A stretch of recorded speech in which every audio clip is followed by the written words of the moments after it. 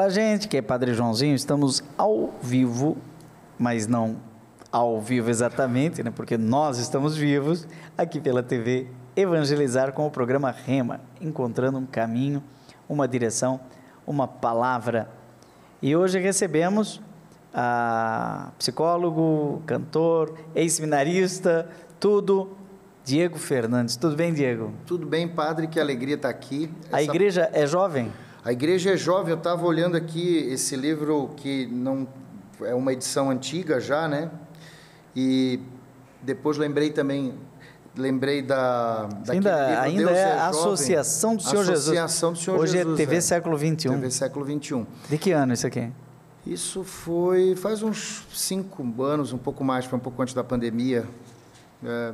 E aí a gente... 2013, bem 5, né? 10.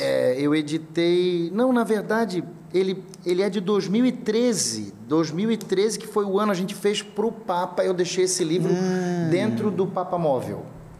Eu não consegui entregar para o Papa, eu apresentei a Jornada Mundial da Juventude, fui um dos apresentadores, né? O senhor deve lembrar de tanta coisa linda que aconteceu lá, a Via Sacra dos jovens, Padre Joãozinho, Padre Zezinho, aquele texto inesquecível, e os atores da Globo interpretando, gente. Digita Via Sacra dos Jovens, JMJ, porque... Tem no YouTube? Tem o texto está aí. Até pouco tempo atrás tinha, eu falo dessa Via Sacra, porque é um texto conciso, denso e que transformou a vida da gente e fez viver essa Via Sacra. E esse livro eu fiz para a Jornada Mundial da Juventude, né? Então ele fala dos temas dos jovens. Por isso a igreja é jovem. Por isso a igreja é jovem. E eu tive um grande presente. Não foi coincidência. E não combinei com o Papa. Não consegui entregar para ele, deixei lá no Papa Móvel. Quando o Papa chega no Brasil, ele dá o antigo Twitter, né, que agora é X, né, o X, ele dá a primeira tuitada dele. Qual foi a primeira tuitada do Papa Francisco? Exatamente esse texto. A igreja é jovem. Será que ele estava com o livro na mão? Ainda não. Ele não né? tinha, ele estava chegando no Brasil. Ele tinha acabado de chegar aqui. E você já tinha o livro pronto? Já tinha o livro pronto. Foi uma coisa assim muito inusitada. E a frase, esse rema, né, esse mote, a igreja é viva, a igreja é jovem, ele foi inspirado numa fala de Bento XVI, que está aqui. Ó, aqui nesse finalzinho aqui, ó, nesse trechinho aqui, ó. Foi quando João Paulo II... A igreja é viva e nós vemo-lo. Experimentamos a igreja que o ressuscitado prometeu aos seus. A igreja é viva. Ela é viva porque Cristo é vivo, porque verdadeiramente Ele ressuscitou. É isso? Isso. Aí depois ele fala ali que a igreja é jovem, né? Ah, tá. Lá na frente, ó. Precisamente nos tristes dias da doença e morte do Papa João Paulo II, isto manifestou-se de modo maravilhoso aos nossos olhos, que a igreja é viva e a igreja é jovem. Então isso é de Bento XVI. Essa frase é de Bento XVI. Não... uma ligada na outra, mas essas duas palavras são dele. E eu fiz disso música, fiz disso... eu não lembro quando que foi que o Papa morreu, o Papa João Paulo II? 2005. 2005, né? Exatamente, foi isso. Foi aí. Então, ali desse momento que a coisa foi virando, não tinha esse livro, óbvio, foi bem depois, tinha o Fala Sério, é Proibido Ser Diferente. E eu comecei Aquele foi o seu primeiro livro? Foi o meu primeiro livro, foi aquele. Vendemos muito. E esse livros. O segundo? Esse o terceiro livro. Eu fiz Fala Sério, é Proibido Ser Diferente, fiz Quero um Amor de Verdade, fiz um projeto de oração com crianças chamado Orações Curtinhas, e aí são esses, né?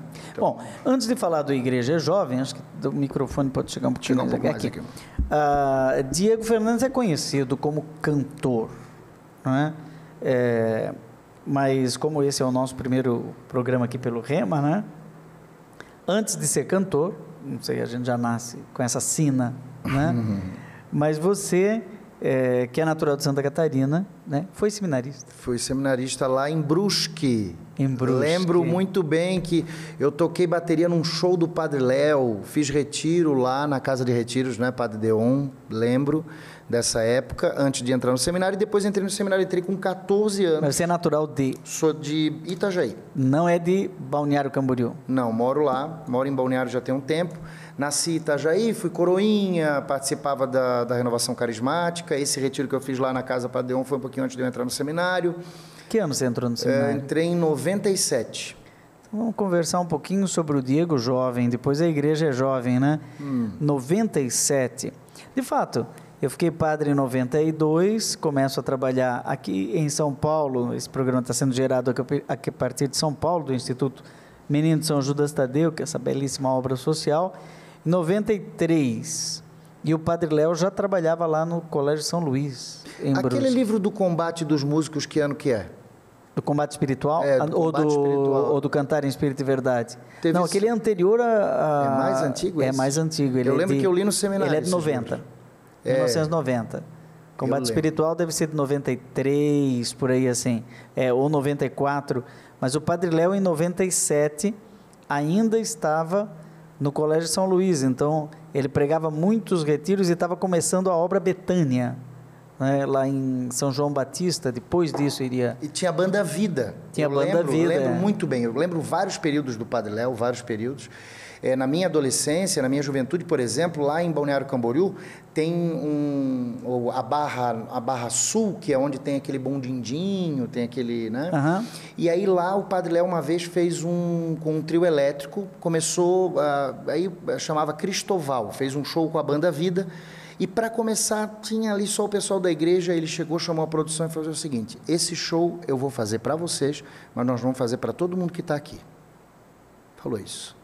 E começou o show. Ele começa o show com aquela música da Ivete. Olha só, meu amor. Só que daí ele fez esse arranjo, eles faziam isso e daí... A da Banda Eva ainda. Banda Eva. Pam, pam, Jesus Cristo. Aí me fez essa mistura de arranjo. E ele cantou uma música também na época que eu achei aquilo ali de uma ousadia, o Padre Léo, né?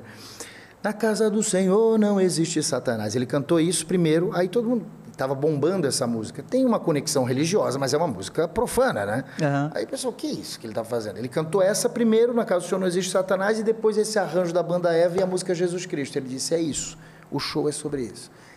Quando ele começa a cantar, os jovens vêm como se correndo. Pera lá, que show que é esse? Já era um prelúdio da Igreja Jovem. Com certeza. Eu vivi vários momentos lá nessa praia de Balneário Camboriú, que é onde eu moro hoje, de evangelização. Fiz show lá na praia também, eu depois, o pessoal do Cristo Atividade, numa época, teve um momento muito bonito também de resgate, que eles fizeram um show, eu estava lá no meio da água, tinha fumado maconha na época, até me envolvi com isso também. A minha juventude foi marcada por experimentações assim, e não fui viciado, mas... Olha, por muito pouco não me perdi completamente. Me afastei de uma época da igreja e a minha volta foi por conta de um desses shows aí.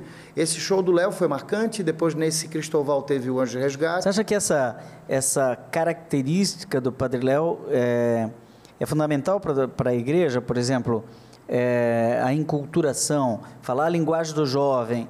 Ele vai até na praia com a missa, não vai na praia pedir para o pessoal ir na igreja, mas a missa vai para a praia, o que é uma coisa meio atípica.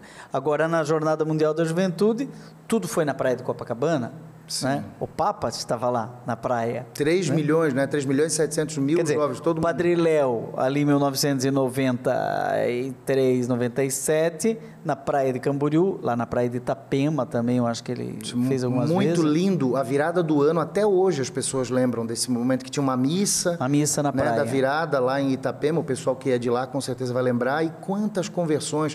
Tem o projeto Jesus no Litoral também agora. E eu lembro, muita gente questionava na época, não é lugar de rezar uma missa porque algumas pessoas não entendem, estão com roupa de banho, não é? De repente nós passamos 10 anos disso, chega 2013, está o Papa Na praia e todo mundo, e aí a gente também que estava lá, até o pessoal do mundo todo tomando banho, enfim, tinha gente que era da igreja, nesse meio também muita gente que foi Você apresentou? Né? Eu apresentei, mas voltando ali nessa questão da cultura que o senhor falou, tem um fato interessante, uma curiosidade. Eu tenho algumas cenas do Padre Léo, minhas, com ele. Eu estava com uma câmera, eu tirava foto e transcrevia as palestras no site da Canção Nova. Então, esse momento aí tem um momento que ele pega e diz, olha aqui, vem cá, olha, o Diego, se você der um soco no Diego, você já deu esse soco antes. Nesse dia, daí ele estava falando sobre a cura do ressentimento, era um livro dele. Quando eu saio dessa pregação, que é um trecho que eu guardo com muito carinho, né, falando sobre o perdão, eu fiz uma pergunta para ele, que é a definição de cultura, porque era na época, estamos falando do Rio de Janeiro, do samba, do carnaval. Aí eu falei, padre, o que o senhor acha do carnaval e como expressão de cultura? E ele, num ímpeto, com a genialidade que ele tinha também, e didática, rápido, um texto, eu lembro, gigante, começou. Cultura é tudo que eu lembro até hoje, cultura é tudo que o homem produz, é o que o homem cultiva, tem a ver com culto, temos 1.400 definições de cultura, eu lembro do texto, então isso me marcou. Às vezes a gente pensa assim, o que faz um escritor escrever? São momentos como esse, uma coisa que eu ouço aqui, é uma conversa que a gente tem ali, é esse outro livro que eu li, a gente não... eu também fico curioso, por exemplo, quando um padre Zezinho, a gente falou do padre Léo, do padre Zezinho, né? Como que eles falam sem citar muitos autores? Mas, na verdade, aqueles autores estão ali, porque leu muito. Agora, eu lembro, o padre Zezinho, quando começa na década de 60, mas principalmente depois, na década de 80, na década de 70, a igreja estava encontrando a linguagem. Por quê? O conteúdo já vinha do concílio Vaticano II, já veio das conferências do Episcopado Latino-Americano, em Medellín, não sei onde, e em Puebla, em 1979. Sim. Mas e agora? Como é que o padre vai traduzir isso? O que é esse adornamento, né? Que é a palavra, né? Atualização, como aí atualizar? Aí chega um padre vindo formado lá dos Estados Unidos e começa a falar uma linguagem que era uma linguagem jovem, e usar música, né? E usar livros. Então parece que a igreja é jovem, mas ela também precisa encontrar a linguagem do jovem. E hoje, cada vez mais. Hoje, essa linguagem do jovem, você está o tempo inteiro com a mão na massa, encontrando jovens em tudo que é lugar, você faz músicas que estão no coração dos jovens. Aquele dia em que gritei, ele me ouve, todo mundo canta, não é? Sim. Seja bem-vindo, Espírito Santo. Não é? As pessoas... mas nós vivemos uma geração Z, aí hoje, não é? Você ainda se considera jovem que chega para traduzir tudo para essa geração que hoje é sua filha, não é? Ou você já está achando que precisa vir um outro Diego Fernandes com uma linguagem, um outro Padre Léo, um outro Padre Zezinho? Eu acho que cada um tem um jeito. Hoje, por exemplo, eu falo muito com jovens e eu falo como pai também. Então, a minha fala antes era um jovem falando para jovem e hoje é um pai de jovem, né? Eu tenho 3 filhos, né? A Milena, o Lorenzo e a Catarina. A Milena tem 17, vai fazer 18. Filho de uma adolescente. Lorenzo tem 15, Catarina tem 8. O tema do meu mestrado... Já não é mais o filho dos outros. Exato. Que é diferente, né, Diego? E a gente, em casa, tem muita coisa. Você vai falar, como é que você fala essa linguagem do jovem? Como é que você se comunica? E o meu tema de mestrado é exatamente comunicação com o jovem. Parentalidade positiva e comunicação não violenta entre pais e filhos adolescentes. Então, como que a gente se comunica de uma forma... Você está usando seus filhos como objeto de pesquisa? Não. A gente tem grupos de pesquisa lá na Univale. Mas na prática... Claro. O terreno que a gente tira, eu não posso dá para ser teoria. Não é só teoria, sim, na prática. Sim. Não vou citar ali isso, mas, claro, a gente vai lembrar, isso me afetou também, me afeta a minha pesquisa. Vou ler, por exemplo, um tema de parentalidade. Vou falar sobre comunicação. Eu lembro deles o tempo inteiro. E me afeta também no sentido assim, eu preciso mudar o meu jeito, sabe, padre? O tempo inteiro, a gente está falando de adjornamento, de se atualizar na música, na escrita, mas também na comunicação com as pessoas. Eu tenho muito isso na minha vida. Eu não posso ser alguém que fique, como para usar a palavra do Papa Francisco, ensimesmado. Não quero ser uma igreja assim e não quero... Autorreferencial. Eu lembro muito de você falando. É uma coisa que você me ensinou, essa palavra autorreferência. Eu sempre, quando eu vou refletir sobre a minha própria vida, eu fico pensando, eu tenho que falar de mim, mas não só de mim. Eu tenho que falar dos outros e também para os outros. Então, é importante ter, na psicologia, a que a gente chama de self, né, que é a autoimagem. É importante você saber... É o seu eixo. Ter muito forte, a tua referência tem que ser interna, mas ao mesmo tempo tu não pode só viver para si, né? Então, viver para o outro. E eu tenho pensado, tudo que eu leio, eu traduzo na vida. E é claro, se eu estou pesquisando sobre parentalidade positiva e comunicação com jovens e filhos adolescentes, eu estou falando dessa relação com os meus filhos também. E eu precisei mudar muito a comunicação com eles. Eu era um tipo de pai, assim, no começo, muito incisivo, muito tal, uma coisa assim, muito, né, autoritarista. E depois eu entendi que o diálogo, a gente cria os filhos, eles vão crescendo, é muito melhor. A convencer, seria melhor você fazer com que ele entenda, para que ele escolha depois, porque daqui a pouco o filho vai ficar adulto e vai fazer as próprias escolhas, né?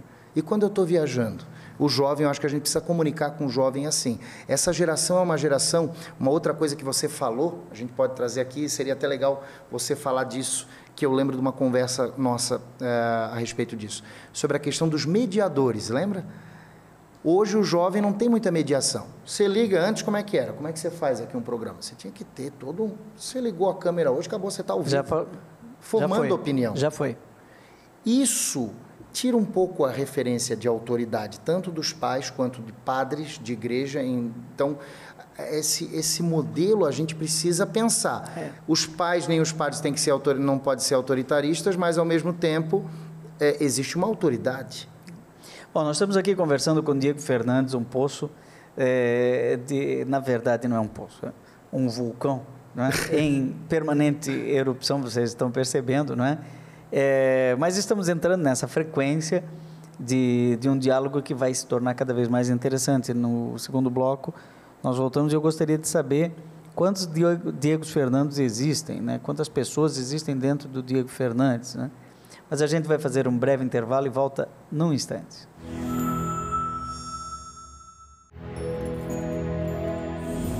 Estamos de volta com o programa Rema, uma palavra inspiradora. Hoje falando sobre esse tema Igreja Jovem, livro de Diego Fernandes, que está aqui nos dando hoje o ar da graça, aqui na TV Evangelizar. Diego, Fernando Pessoa é um poeta português, talvez o poeta maior, junto com Camões, né, da língua portuguesa, que tinha vários personagens dentro dele. Tinha vários, não é? E cada autor também tem outros personagens. Você já falou de vários Diegos aqui. Você falou de um Diego seminarista, não é? Lá na Azambuja, em Brusque, pensou em ser padre. Mas depois um jovem que conhece o Padre Léo e chega a estar na areia da praia tendo fumado maconha, né? Quer dizer, um jovem que estava próximo de se perder. Aí daqui a pouco você fala de um Diego Fernandes que está na Canção Nova. Não deu para entender muito bem como é que aquele jovem da areia da praia acaba caindo na Canção Nova, né? Da Canção Nova, depois, hoje você começa a falar de parentalidade, para 90% das pessoas boiaram, né? Não entenderam, não, o que é isso? Eu conheço esse cantor aí, já vi ele cantar, já ouvi a música dele, mas parentalidade, então, é um Diego psicólogo, e também tem o Diego empreendedor, porque você tem uma empresa, né? E você tem o Diego cantor, e o Diego escritor, e o Diego palestrista. Já tem uns 10 Diegos aqui, né? Você pode falar para nós sobre essas pessoas que existem dentro de você? Começa lá da infância. É em Itajaí mesmo? É Itajaí. O desafio da vida, o senhor citou o Fernando Pessoa, é ser inteiro, né? Então, o grande desafio da vida da gente não só a nossa juventude, mas os nossos tempos são tempos fragmentados. Antes as coisas eram mais tranquilas. Hoje, cada vez mais, os vídeos estão ficando... Antes o vídeo era de 15, passou para 1, foi para 15 segundos e cada vez mais rápido. E esse é o desafio da minha vida também, exercer todas essas funções e, ao mesmo tempo, ter foco em cada uma delas. Foco. Essa é uma palavra da minha vida, depois a gente pode falar disso também. E eu não acho que as minhas funções, elas me descaracterizam, tudo está conectado. Eu fui lá, quando eu saí do seminário, quando eu entrei no seminário, eu estudei, fiz o ensino médio, depois eu fiz filosofia. Você foi seminarista menor. Seminário menor, lá em Azambuja, entrei com 14 e saí com 17. Aos 17 anos, eu entrei na Canção Nova e fiquei até os 25. Mas aos 17 você já tinha feito filosofia, não? Não, ali eu entrei, Fez o ensino médio. Dos 14 aos 17, ensino médio. Ok. Aí entrei na Canção Nova, fiz um noviciado, um pré-noviciado e... Para entrar na comunidade mesmo. Na comunidade. E aí você entrou na comunidade da Canção Nova. Entrei, fui lá, consagrado da Canção Nova, morava lá. Você saiu do seminário para entrar na Canção Nova ou não teve nada? Exatamente, saí, eu fiquei 15 dias em casa. Então, na verdade, teve um amadurecimento vocacional na sua vida. Sim. Eu quero ser padre? Não, eu quero ser de uma comunidade de vida. De uma espiritualidade carismática. Foi um desafio muito grande, assim, porque o jeito de ser padre diocesano é um jeito. O padre de congregação é outro. Né? É outro estilo. Se eu lembro bem, você na Canção Nova, você tinha uma comunicação e expressão tipicamente jovem, com uma irreverência jovem. Tinha até um programa, não tinha? Sim, eu tinha o programa Revolução Jesus, aí eu entrei com 17. Nessa época não era só estudo, né? A gente rezava bastante, eu comecei a fazer os programas ali de televisão, tinha o Revolução Jesus. Foi uma escola para você? Uma baita escola. Você falou de geração Z, naquela época tinha um programa antes do Revolução Jesus, era o programa .com. O que a gente fazia nesse programa .com? Nós traduzíamos as novidades cibernéticas para o jovem. Olha, cai na rede. Nós temos agora aqui o MySpace. Na época tinha o MySpace, que era o jeito de ouvir música na época. Uhum. O que é o MySpace? Olha, vocês vão entrar aqui. Então a gente falava das ferramentas, a gente usava essa linguagem. E você foi aprendendo e isso tudo faz parte de você hoje? Isso tudo tem... eu hoje estou aqui, hoje eu faço programa de televisão, hoje eu gravo o curso. Como é que eu sei fazer isso? Foi porque eu aprendi no dia a dia lá e isso me ajudou a ser quem eu sou hoje. Eu saí da Canção Nova em 2007. 2007. E aí logo entrei na faculdade de psicologia, me formei em comunicação nessa época, foi bem na época que eu me formei. 2008 já inicio a faculdade de psicologia. E hoje eu estou fazendo mestrado em psicologia. Mas como é isso? Você estava numa linha de exteriorização? Sim. Comunicação é isso. É colocar para fora, né? Uhum. Sob a forma de linguagem de jovem, etc. Você era um comunicador já reconhecido, já tinha um disco, etc. Já tinha músicas que estavam no ouvido, já era compositor. 2007 foi a primeira, foi esse Diego aqui, 2007 foi o primeiro álbum, o primeiro CD, Folha em Branco, né? E mas aí você vai para dentro, psicologia, como assim?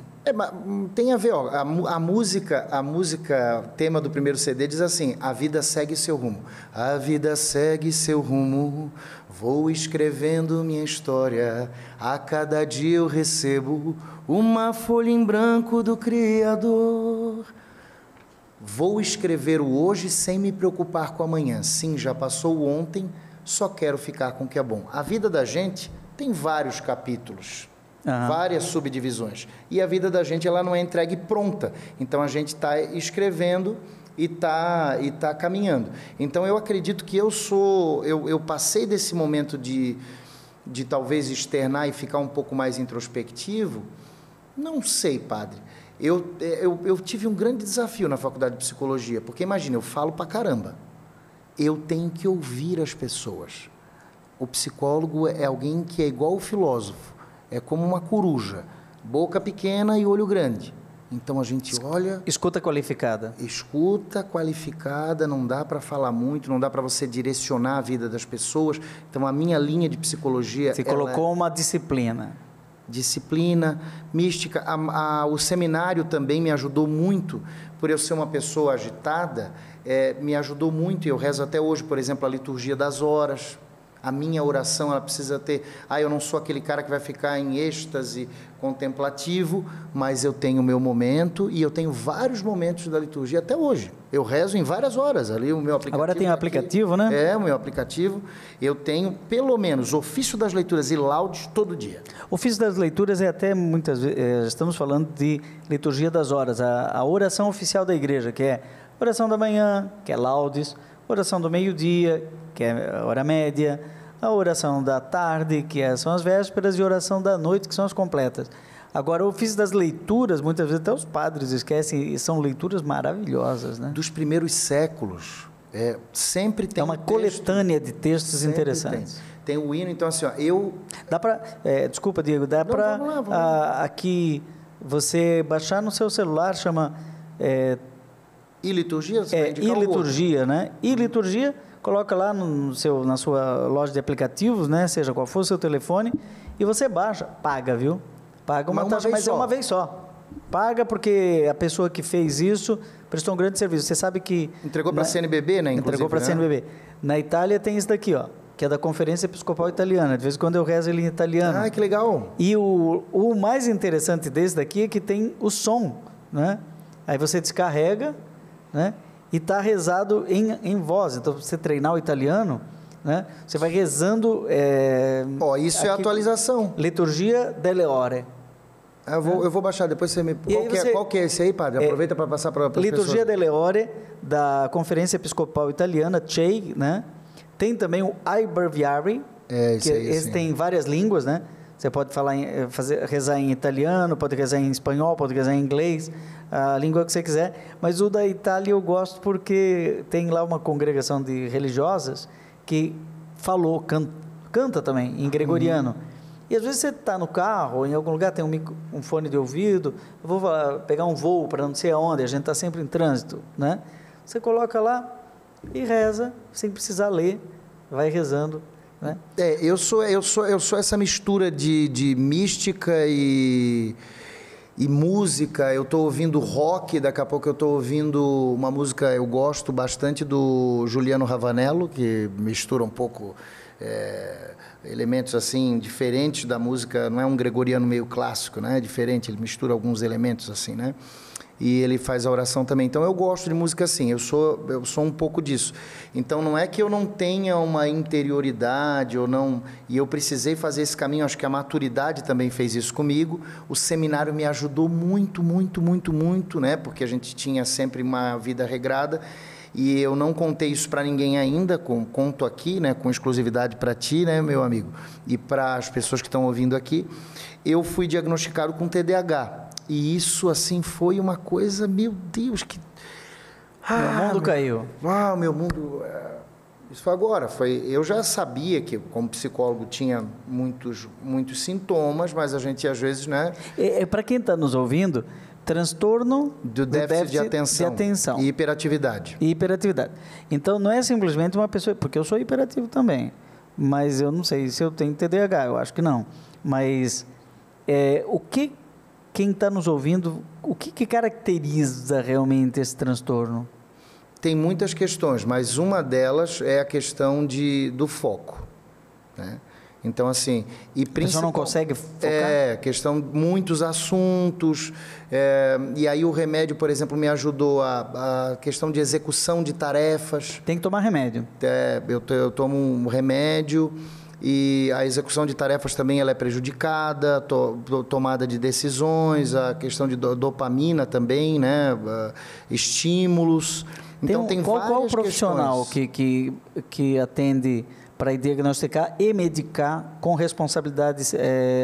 O neuropsicólogo precisa. Neuropsicólogo. Um alerta. Quando o senhor fala que, olha, eu tenho hiperatividade, né? Eu sou um cara hiperativo, multifunção, que ok, e a minha multifunção, ela pode, o TDAH, ele me trouxe muita criatividade, e ao mesmo tempo, o meu leque também fez isso, mas nem todo mundo que é multifunção e é hiperativo, tem um déficit ou um transtorno. E a coisa que mais acontece hoje é o quê? A gente confundir isso e dizer, não, ok, é isso. Sem um diagnóstico, a pessoa se medicar. Isso é um erro grave. Segundo, infelizmente, e eu falo infelizmente, alguns médicos, você vai, em 5 minutos conta a tua vida e ele te dá o remédio e dá um diagnóstico. Como se já... Não faça isso. Olha, eu tenho um respeito profundo pelos profissionais, tenho grandes amigos psiquiatras, parceiros de trabalho também, mas, por exemplo, apesar de eu ser psicólogo, estou terminando meu mestrado, ter estudado, eu não sou neuropsicólogo. Eu trabalho com testes, mas o diagnóstico que eu faço, eu encaminho para uma pessoa que vai fazer... O neuropsicólogo, ele é uma especialização da psicologia ou ele é da medicina? Ele é uma especialização da psicologia. E ele pode medicar? Não pode medicar, mas ele dá o laudo. Então aí a pessoa tem que ir para o psiquiatra. Aí, para buscar o medicamento. Você, eu indico, primeiro vai no neuropsicólogo, faz várias, porque ele vai conversar, não é uma conversa só. Não, legal, o diagnóstico. Exames, várias conversas, diagnóstico, aí faz uma terapia também para poder ajudar em várias coisas, questões práticas de divisão de tarefas do dia, divisão do dia, agenda, coisas assim desse jeito. E aí depois você procura o psiquiatra. Esse é o caminho que eu estou orientando. O psiquiatra que trata TDAH. O prognóstico. Dois. Veja, o diagnóstico o psicólogo dá. Mas o prognóstico, quer dizer, todo o tratamento... Tem que ser conjunto. Então continua com... Com certeza. Tem que porque tem algo comportamental aí. Com certeza, comportamental. E isso o psiquiatra não vai fazer? Pode fazer, mas não é diferente. São ciências diferentes, né? Entendi. Inclusive, o ato médico eu queria puxar tudo para... Então, assim, são ciências diferentes. A psicologia é uma coisa e a psiquiatria é outra. E, assim, existem... Eu falei, eu não estou dizendo que todo médico receita... Não é assim. Mas existem, sim. Inclusive, tem uma... Não é só nisso. Né? Aí eu estou com medo, aí já dá o Rivotril. Isso, não pode, calma. Isso, não é tomar uma pílula. A gente está vivendo uma sociedade muito assim, né? Que não o Papa Francisco falou sobre isso. Falou sobre isso. É a sociedade da pílula. Estou com dor, toma uma pílula. Toma uma pílula. E não resolve aquilo naquele momento, mas não... Nem médio prazo. Né? Sim, não pode... E, por exemplo, eu tenho pacientes que...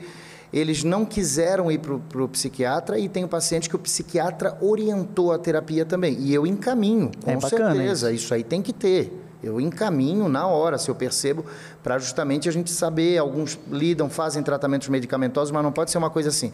Um livro interessante, Anti-Tarja Preta, de um médico psiquiatra que chama Pablo Vinícius. Ele fala exatamente sobre isso. Dessa sociedade que está muito... Tarja preta pode muitas vezes resolver o problema do terapeuta. Exato. Resolve o problema dele, mas é uma maquiagem que pode ocultar o sintoma, né? E que perigo. E para mim, assim, olha, foi muito bonito, ao mesmo tempo, entender que eu precisava de ajuda em várias áreas, subdividir muitas coisas da minha vida, mas, ao mesmo tempo, eu sou muito grato. Porque mesmo com tudo isso, e por causa do TDAH também, né? Então, é um transtorno que me acompanha, diferença de transtorno e doença. Doença tem cura, transtorno não. Não tem transtorno, cura, é uma diabetes. Ele vai ficar comigo ali a vida inteira. É uma condição. Neuroatípica. O meu cérebro funciona atipicamente. É isso, ponto. Como é que se resolve? Com técnicas, né? Por exemplo, Pomodoro, eu uso muito, né? A divisão do tempo. Olha, agora ao invés de eu fazer todas as tarefas, eu vou dividir. Essa tarefa, essa. Você falou, né? A minha agenda, antigamente, sem isso não.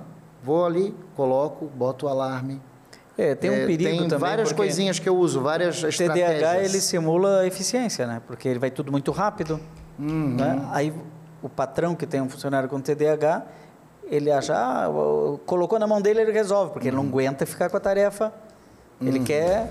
Também liberar. Mas pode procrastinar também. É comum. Muito comum. Então, se a pessoa não trata, por isso que tem que ter o tratamento. Você tem que... Né? Eu tenho muitos projetos meus, por exemplo, que depois do remédio eu comecei a entender que eles estavam num prazo e eu precisava colocar de um outro jeito. Entendi. Andava, criatividade, muita coisa, fiz muita coisa, programa de televisão, livro, e tudo isso daí que você falou. Né? Mas, ao mesmo tempo, para eu conseguir concretizar, eu tenho que dividir coisa por coisa. Agora é a hora dessa tarefa. Administração espiritual do tempo para pessoas com transtorno de déficit de atenção. Olha, já Partimos da Igreja Jovem e chegamos agora no TDAH.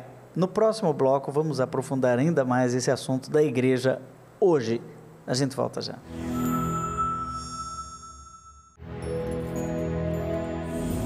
Hoje o programa Rema recebe Diego Fernandes, que foi seminarista da comunidade Canção Nova, conhecido músico que anda por todo o Brasil, também psicólogo, e que contou um pouquinho do seu do desafio de ter o transtorno de déficit de atenção, o TDAH, que toma um remédio, diagnosticou e está bem orientado e procurando viver, encontrando o seu eixo de equilíbrio sem gravitar em torno de si mesmo, superando esse narcisismo típico da nossa época. Resumi o que a gente falou agora em 2 blocos, mas falando de igreja jovem, hoje com o Papa Francisco, não é?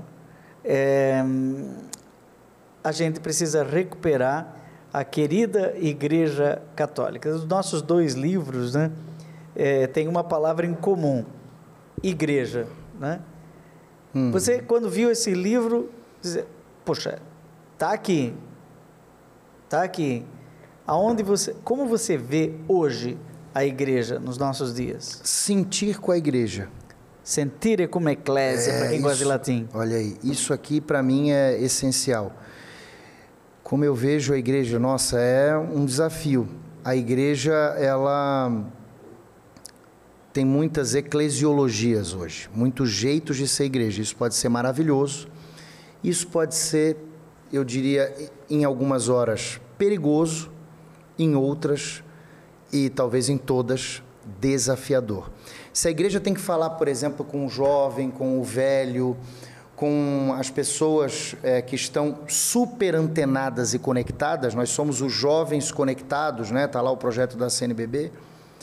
Essa igreja precisa abraçar a todos também, né? Falando do Papa Francisco, a igreja é um lugar para todos, a igreja acolhe a todos.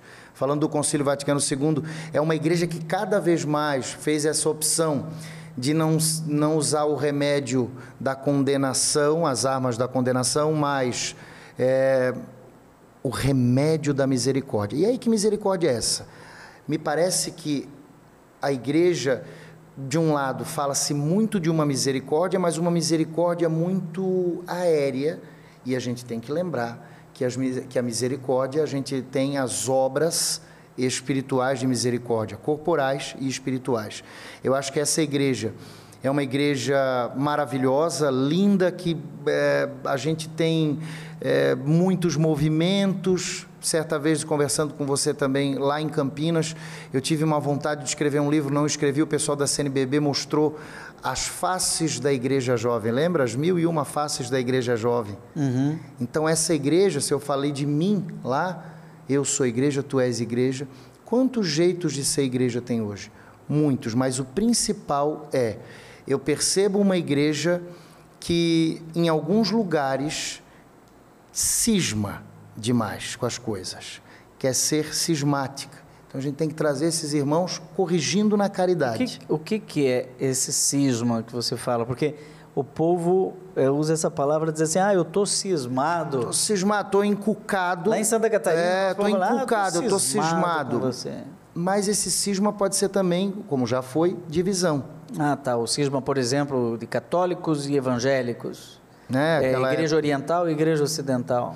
E aí hoje também os jovens e essa igreja católica, e com a força, que eu vejo uma coisa maravilhosa, a gente falou do aplicativo, a facilidade de formadores de opinião sem formação. Nós temos hoje formadores de opinião sem formação. Então o cara, de repente, ele puxou um curso dali, uma coisa dali, ele escutou um coach ou alguém assim, e abriu um canal no YouTube. Ok, ele começa a falar em nome da igreja. Pera lá, você tem que sentir com a igreja. Você não pode chegar e xingar um bispo aleatoriamente, um padre, um desrespeito. Então eu percebo assim, nós temos, se por um lado, por uma visão otimista e positiva, uma igreja que está mais perto das pessoas, a internet na época da pandemia nos aproximou e nos fez conhecer aos outros, crescemos muito mais rapidamente, a Pascom fez isso, né? A gente cresceu, se conectou, tem tudo isso, Esse lado é maravilhoso. Antes da pandemia, muita paróquia não tinha nem PASCOM. A PASCOM não sabia nem ligar um computador ou um YouTube. Era para fazer mural. Hoje, de repente, nós temos lives aí que estão com 100 mil pessoas. Isso é uma coisa inacreditável. Essa igreja é maravilhosa, é linda. É uma igreja jovem, é uma querida igreja católica. Porém, essa nossa querida igreja católica, ela precisa entender que nós temos as eclesiologias, o jeito de ser igreja, os movimentos. Que coisa mais linda na igreja que são as congregações. Nós estamos aqui em São Paulo, na congregação dos Deonianos, mas quanto jeito de ser igreja. Então, essa coisa de cismar seria o quê? Eu tenho um jeito, não estou dizendo que é errado, tem esse jeito, e eu quero que todos vivam só do meu jeito. Espera lá. Tá, não, mas deixa eu fazer uma provocação para você. Eu ando pelo Brasil e escuto dizer assim, o Diego passou por aqui. Ok, o Diego passou por aqui, cantou, falou, pregou, etc. Temos hoje muitos pregadores e cantores itinerantes católicos, não é? O Diego mora hoje em Balneário Camboriú, não é? Ali é a Arquidiocese de Florianópolis. Eu moro aqui em São Paulo, Arquidiocese de São Paulo. Eu sou do Sagrado Coração de Jesus e tenho um superior na minha comunidade, um superior na minha província e congregação, um superior geral, um superior provincial, tem tudo isso, não é? Quando o Diego precisa ser apresentado por o seu elo de igreja, onde você congrega, né? O seu arcebispo é Dom Wilson. Que, curiosamente, é um bispo que não dá carta de apresentação. Você sabe disso? Não.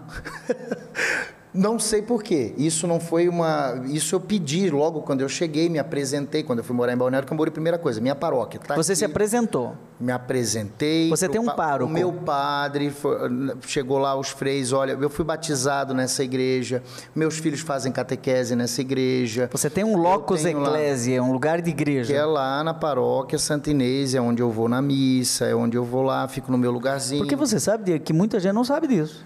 Sim, e aí, quando eu estive aqui, por exemplo, aqui em São Paulo, primeira coisa que eu vim aqui, qualquer lugar que eu me mudei, Dom Júlio, quando é que a arquidiocese se divide por áreas? Dom Júlio, região Lapa, Dom Júlio. É assim, esse aqui é o meu trabalho, tal. O que ele fez? Ele fez uma carta de apresentação para mim. Mas muito mais do que só uma apresentação, aqui fundei um grupo de oração da Renovação Carismática, aqui em São Paulo. O padre Beto, que é um grande amigo até hoje, pediu para a gente fundar esse grupo aqui. Eu participei ativamente de todas essas atividades, e lá em Balneário Camboriú eu não tenho um serviço, mas eu congrego ali, né? Naquele espaço paroquial. Nesse espaço paroquial. E por que não tenho? Porque talvez, como numa outra paróquia já aconteceu, e eu não sei até como que a gente pode trocar essa ideia sobre isso, né? Que é o momento que eu tenho que entender também que eu não sou a última bolacha do pacote. Se eu chego para um padre e digo para ele assim, olha, estou aqui disponível para servir, e vou 1, 2, 3 vezes, e ele não me convida para nenhuma atividade, eu tento me inserir aqui, ali ou colar, eu fico no meu lugar. Mesma coisa aconteceu na Pompeia aqui, frequentei durante 3 anos, estava toda quinta-feira no grupo de oração e dizia, olha, eu vou ficar aqui no banco ouvindo. Isso também é importante, porque senão a gente só entrega e não recebe, sabe? Claro, agora, servir, pegar uma... Vamos lá fazer o mutirão, como nós temos lá, minha mãe também, né? Vamos lá pegar as Pia União de Santo Antônio, vamos fazer o enxoval para as senhoras. Isso sim, acontece. Ou o Festival da Cuca, ou, enfim, uma série de outras coisas. Pode-se ter. E outra coisa também que é um desafio que eu acho também, eu quase não fico em Balneário Camboriú. Eu mais viajo do que fico, então eu preciso também, essa minha raiz, ela é importante. Quando eu estou lá, eu estou cantando, mas não, eu estou ouvindo o outro cantar, eu estou ouvindo mas outra pessoa. Né? É isso, sabe? Ter um elo de agregação local, porque o mundo está muito digital, o mundo está muito virtual. Sim. Né? E hoje é muito comum que tenhamos pessoas assim, que têm altíssimo impacto na internet, até centenas e até milhões de seguidores, mas ele não tem lugar. Ele não tem o puleiro onde a ave senta. Sim, para ser corrigido, para ser... né? E até para ouvir. Uhum. Né? para ser exortado. Então, hoje, quando eu preciso conversar alguma coisa com o Frei Gilson, eu vou direto, falo com o Frei Gilson, mas eu sei quem é o bispo dele, Dom José Negri, né? Então, se tiver algum problema, eu vou direto com o Dom José Negri. Teve um problema com o padre Joãozinho, você tem que saber que é o padre Eli, o responsável eclesial dele, e o superior geral é o padre Carlos, está em Roma, e quem é o bispo é Dom Odilo, porque eu estou hoje, a minha comunidade de base é aqui, em São Paulo, Dom Ângelo, na região episcopal Ipiranga. Isso, para muitos profetas soltos, não existe. Então, ele não tem eclésia, não tem convocação, não tem vocação, não tem provocação. A Assembleia não está ali, né? Está ali junto, é uma voz. Isso, e essa coisa de, eu sou a voz de quem? Né? Então, você lembrar que você não está falando em nome próprio. Né? Então, assim, quando você está... eu tenho o cantor católico. Para muita gente, quando você faz um show numa cidade, se você faz qualquer coisa que vai, de repente, destratar alguém, pode ser uma questão moral, assim, uma questão do dia a dia, aquela pessoa vai dizer, poxa, olha só como os católicos são. Os católicos, você acaba carregando, né? A gente tem ali, eu tenho muitos amigos que não tocam na igreja, então, muitas referências da própria igreja católica, eles dizem, eu tenho um amigo que é da igreja católica, eu sei o que é, ele já me falou isso. Então, às vezes, essa catequese, essa linguagem, essa coisa de ser igreja, a gente tem que ter raiz e, ao mesmo tempo, tem que saber dialogar também. Essa igreja precisa ser uma igreja do diálogo e não uma igreja da imposição. A gente falava, eu citei ali a questão da minha parentalidade, o meu jeito, o meu estilo parental, o meu estilo de educar meus filhos, que era um pouco mais autoritário e foi se tornando um estilo mais empático e, ao mesmo tempo, não é convencendo pela força, mas pelo diálogo, entendendo, ouvindo, sendo firme, né? Então, eu acredito que a gente precisa caminhar também por aí. Como que a gente vai tirar alguém da droga? Como que a gente vai trazer a pessoa para os sacramentos? É impondo? É com uma caveira na mão? Ou é a gente vivendo a misericórdia, não como uma coisa muito aérea, muito solta, muito espiritualoide, santarrona, mas uma coisa que é mística, é espiritual. Tem obras, não é só fé, tem obras, e as obras elas são espirituais, e ela também tem obras corporais, que inclusive corrigir o irmão, instruir o ignorante. Corrigir é uma obra de misericórdia. É uma obra de misericórdia, então você pode fazer isso. Eu lembro do Padre Zezinho falando da igreja hoje, dessa igreja meio cismática, essa coisa de like e de ego, as pessoas acabam sendo aplaudidas porque meio que deram uma lacrada que fala, né?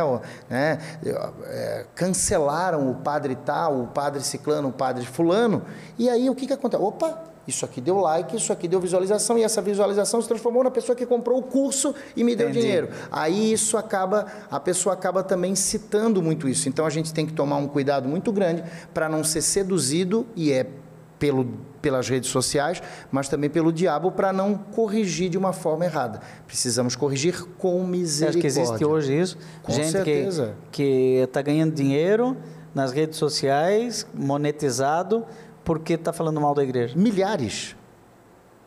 Isso é diabólico. Com certeza. E aí não é só cismático, porque o diabolo significa aquele que divide. É o cisma. Por que eu estou fazendo isso? Que isso? Por que eu estou falando mal abertamente de uma pessoa que tem um trabalho ali? Porque eu não poderia corrigir essa pessoa de outro jeito? Não, por que a pessoa faz isso? Para poder ganhar like, para poder ganhar dinheiro também. Aí se você pegar o canal do YouTube dessa pessoa e você indo para trás, em nenhum momento ele fala bem. Exato. De alguém. Uhum. Ele fala mal. Isso. Pode ser o Papa, algum bispo, ou alguma paróquia, ou aconteceu qualquer coisa. Ele sempre tem que achar alguma coisa para fazer uma... O anti-herói, né? Exatamente. Tem que ter o anti-herói, para poder o enredo dar certo. E olha, não sejamos inocentes, né? Essas pessoas, elas conhecem muito bem de marketing. Polêmica é um jeito. Então, assim, eu tenho um cuidado, padre, muito grande. Eu tenho 41 anos.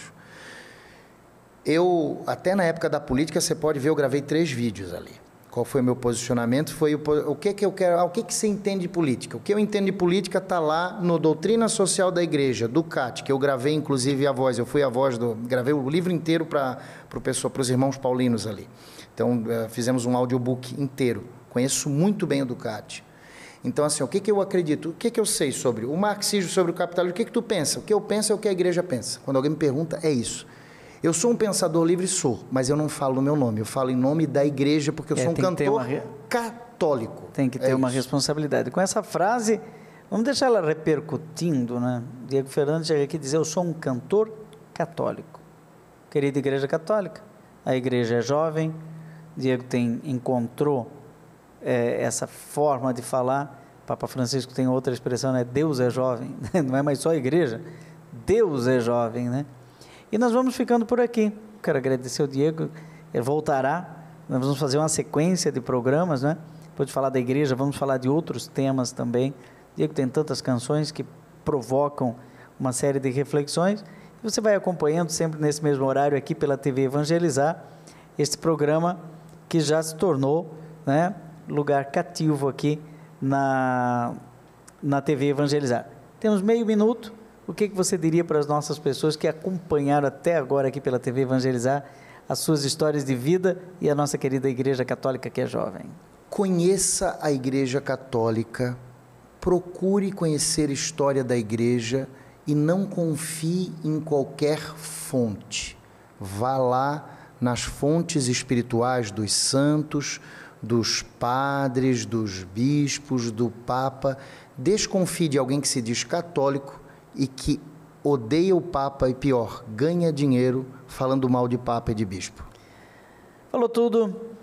Padre Reginaldo, agora é a hora da experiência de Deus. Então você fica com o Padre Reginaldo e a gente volta semana que vem com mais programa Rema.